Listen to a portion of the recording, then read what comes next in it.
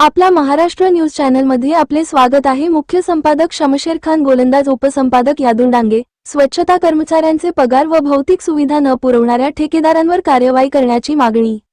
उदगीर शहरात स्वच्छता करणाऱ्या कर्मचाऱ्यांचे शोषण केले जात असून त्यांना वेळेवर पगार दिला जात नाही। त्यांना साफसफाई करण्यासाठी लागणारे साहित्य उपलब्ध करून दिले जात नाही। त्यांचे पीएफ भरले जात नाही। त्यांची नियमित आरोग्य तपासणी होत नाही। ठेकेदार लुटारू सारखे वागत असून त्यांना गुलाम मजुरांसारखे वागत आहे। त्यामुळे कायदेशीर कारवाई करून सदरचे टेंडर रद्द करावे, अशी मागणी महाराष्ट्र संघर्ष अभियानचे अध्यक्ष बाबासाहेब सूर्यवंशी यांनी केले। उदगीर पालिकेत गेल्या 7-8 वर्षापासून अनागोंदी कारभार झाला। त्यामुळेच भ्रष्ट ठेकेदार आपल्या मनात येईल तसे वागले। यांचा परिणाम कंत्राटी कर्मचारी यांचे मोठ्या प्रमाणात शोषण केले जात आहे।